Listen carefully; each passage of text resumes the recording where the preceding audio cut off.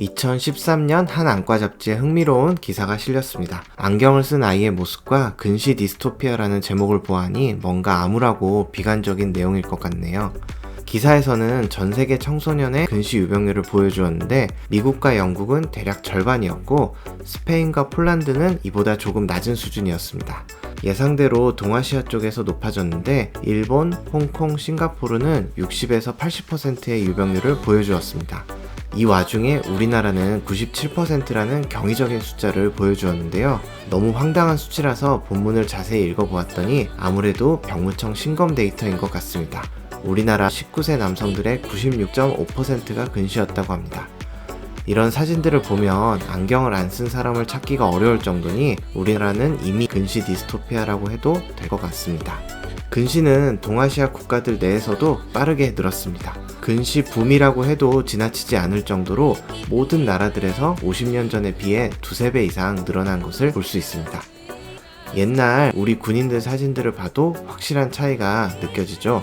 이런 사실들을 미루어 보면 근시 발생은 같은 유전인자를 가지고 있더라도 환경의 영향을 많이 받는다고 추정할 수 있습니다.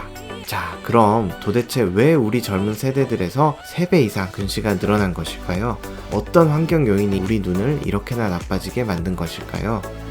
단순히 미디어의 발달 때문인지 아니면 부모님 말씀을 안 들어서 나쁜 자세로 책을 봐서 그런 것인지 한번 알아보겠습니다.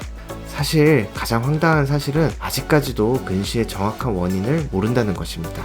시력과 관련된 동물 실험은 기본적으로 설계가 어렵고 사람을 대상으로 하자니 근시가 천천히 오랜 기간에 걸쳐서 발생하기 때문에 또 어렵습니다.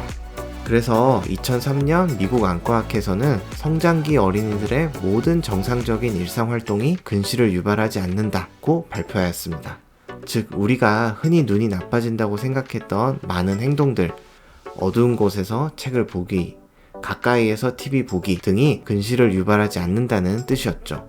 사실 근시가 있는 아이들이 학업 성적이 좋다는 사실은 여러 연구에서 밝혀졌는데 닭이 먼저냐 달걀이 먼저냐처럼 원래 공부를 잘하는 아이들이 책만 봐서 근시가 생긴 것인지 아니면 근시가 있는 아이들이 책을 좋아해서 공부를 잘하게 된 것인지는 알 수가 없었습니다.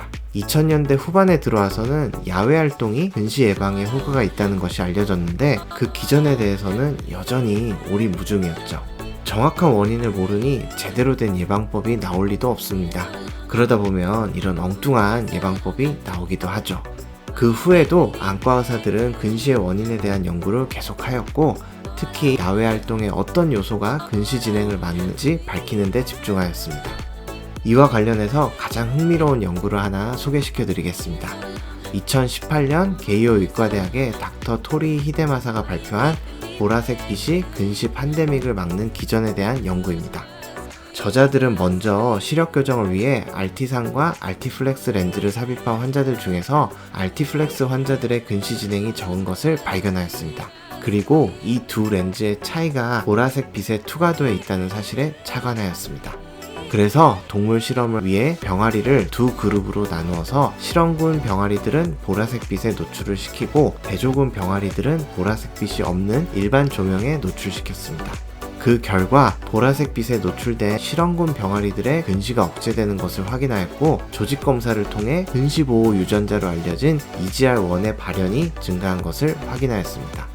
따라서 저자들은 보라색 빛이 눈 속의 EGR1 유전자의 발현을 증가시켜 안구의 길이 성장을 막고 근시 진행을 억제한다는 가설을 세웠습니다. 저자들은 여기서 멈추지 않고 사람을 대상으로 추가 실험을 진행하였습니다. 13세에서 18세 학생들을 대상으로 보라색 빛을 통과시키는 콘택트 렌즈와 보라색 빛을 차단하는 콘택트 렌즈를 착용시킨 후 근시 진행을 비교하였는데 보라색 빛을 통과시키는 렌즈를 착용한 환자들의 근시 진행이 확실히 억제되는 것을 확인하였습니다. 이것이 왜 야외 활동과 상관이 있는가 하면 야외에서는 시간대와 상관없이 항상 햇빛의 보라색 빛이 어느 정도 존재하고 있는 반면에 실내에서는 장소를 불문하고 보라색 빛이 거의 존재하지 않기 때문입니다. 이는 실내 조명에서 쓰이는 형광등이나 LED 조명에서 보라색 빛이 거의 나오지 않기 때문입니다. 그리고 우리가 착용하는 안경이나 창문에도 대부분 자외선 차단 기능이 들어가 있는데 이 기능이 자외선뿐만이 아니라 그 옆의 보라색 빛도 같이 차단하기 때문입니다. 따라서 저자들은 보라색 빛을 내는 인공 조명을 개발하거나 보라색 빛을 잘 투과시키는 안경이나 창문을 보급하면 전 세계적인 근시 팬데믹을 막을 수 있을 것이라고 말하였습니다. 도움이 되셨나요? 다소 어려운 내용이었지만 확실한 것은 우리나라가 근시 디스토피아가 된 것이 TV나 스마트폰 때문이 아니라 야외 활동이 적었기 때문이었던 것입니다. 2016년 조사에 따르면 우리나라 아이들의 야외 활동 시간은 미국 어린이의 3분의 1 수준에도 못 미치는 것으로 나타났는데, 이는 어린이집 등으로 실내 활동 시간이 많은 데다가 진학 후에는 학원 때문에 밖에서 놀 시간이 부족하기 때문입니다. 사실 놀이터도 키즈 카페로 많이 대체되었기 때문에 우리나라 근시 유병률은 앞으로도 쉽게 낮아질 것 같지는 않습니다.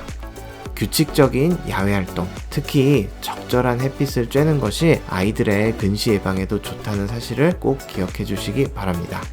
감사합니다.